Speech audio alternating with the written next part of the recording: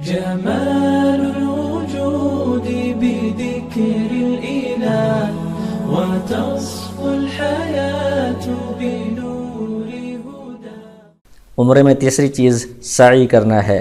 سعی کا مطلب کیا ہے کہ بیت اللہ کے قریب اس طرف یہاں پر یہ ایک پہاڑی ہے، اس کو صفا کہا جاتا ہے، اور یہاں پر دوسری پہاڑی ہے، اس کو مروہ کہا جاتا ہے۔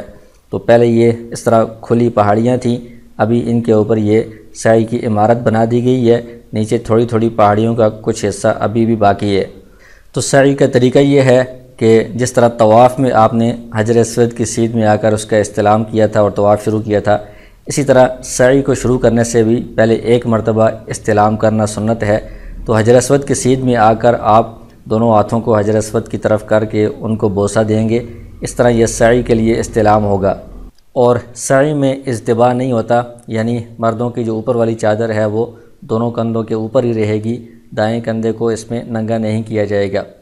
تو یہاں مطاف میں پیچھے کی طرف اس طرح کے بورڈ لگے ہوں گے کہ سعی کرنے کی جگہ کی طرف یہاں سے راستہ جا رہا ہے، تو ان بورڈ کو دیکھ کر آپ پیچھے اس راستے سے صفا پہاڑی پر آ جائیں گے۔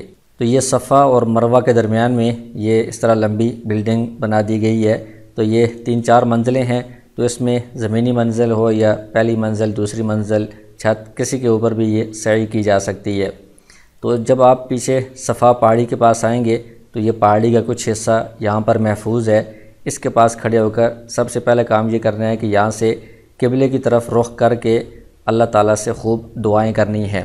تو یہ سعی کے دوران جب بندہ صفا پہاڑی پر پہنچے تو قبلے کی طرف رخ کر کے دعا کرنا یہ بہت اہم اور فضیلت والا عمل ہے، اور یہ دعا کی قبولیت کے مقامات اور اوقات میں سے ہے۔ تو یہاں پر قبلہ رخ ہو کر خوب دعائیں کریں، لیکن راستے سے ہٹ کر کہ دوسرے لوگوں کو تکلیف نہ ہو۔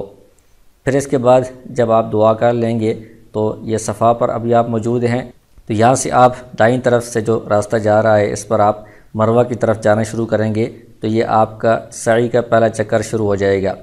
جب پہلے چکر میں آپ صفا سے تھوڑا سا آگے چلیں گے تو یہاں پر درمیان میں ایسی جگہ آئے گی کہ جس میں چھت میں یہ سبز لائٹیں لگی ہوں گی۔ تو یہ جو سبز لائٹیں ہیں یہ جہاں سے شروع ہو رہی ہیں یہاں سے لے کر ختم ہونے تک کی جو جگہ ہے، یہاں پر مرد حضرات تیز قدموں سے چلیں گے، یعنی تھوڑا دوڑیں گے، خواتین عام نارمل چال پر ہی چلیں گی۔ اور یہ جگہ جب ختم ہو جائے، اوپر سبز لائٹیں ختم ہو جائیں، تو وہاں سے آگے پھر مرد بھی نارمل چال میں ہی چلیں گے۔ تو صفا کے بعد جاتے ہوئے یہ جگہ جلدی آ جاتی ہے، صفا کے یہ قریب ہے، آگے پھر یہاں سے آگے مروہ تک تھوڑا سا فاصلہ ہے۔ تو صفا سے بندہ جب چلے گا تو مروہ تک پہنچتے ہوئے یہ ایک چکر بن جائے گا، اور مروہ سے پھر واپس صفا کی طرف جب آئیں گے تو یہ دوسرا چکر ہو جائے گا۔ جب مروہ پر پہنچیں گے تو وہاں پر بھی یہ پہاڑی کا تھوڑا سا حصہ ابھی محفوظ ہے، تو اس کے پاس بھی کھڑے ہو کر قبلہ رخ ہو کر خوب دعا کریں گے، تو یہ بھی دعا کی قبولیت کے مقامات میں سے ہے۔ ہر چکر پر صفا میں پر بھی اور مروہ پر بھی قبلہ رخ ہو کر بندہ دعا کرے، لیکن اس میں اس بات کا خیال رکھیں کہ جو دوسرے لوگ سعی کرنے والے ہیں یا راستے سے گزرنے والے ان کو تکلیف نہ پہنچے۔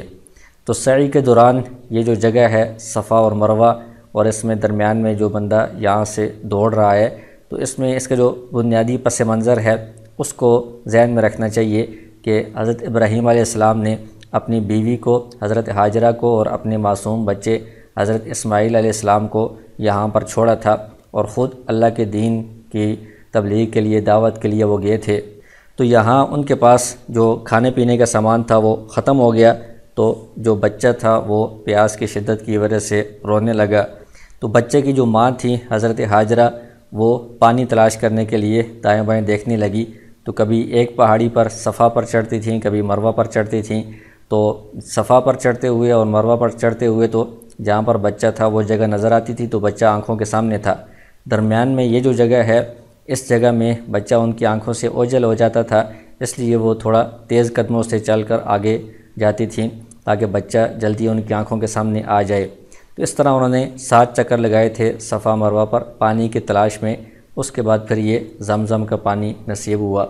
تو اس پس منظر کو یاد رکھنا چاہیے کہ کس طرح اللہ کے دین کے لیے حضرت ابراہیم علیہ السلام نے قربانیاں دی ہیں، ان کی بیوی حضرت ہاجرہ نے، معصوم بچے حضرت اسماعیل علیہ السلام نے قربانیاں دی ہیں، تو ہم بھی اللہ کے لیے، اللہ کے دین کے لیے ہر طرح کی قربانی کے لیے تیار ہیں۔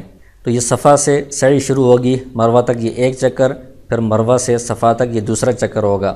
اس طرح کرتے کرتے 7واں چکر مروہ پر جا کر مکمل ہو جائے گا۔ تو سعی کے دوران بھی کوئی خاص دعا پڑھنا ضروری نہیں ہے، یہ دعا مسنون ہے، رب اغفر وارحم انت الاعز الاکرم۔ اس کے علاوہ بھی اور دعائیں بھی پڑھ سکتے ہیں، اپنی زبان میں بھی، عربی میں بھی کوئی اذکار وغیرہ بھی پڑھ سکتے ہیں۔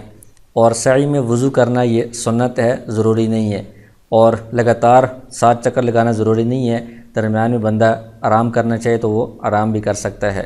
تو 7ویں چکر میں جب مروہ پر پہنچیں گے تو یہ آپ کی سعی مکمل ہو جائے گی۔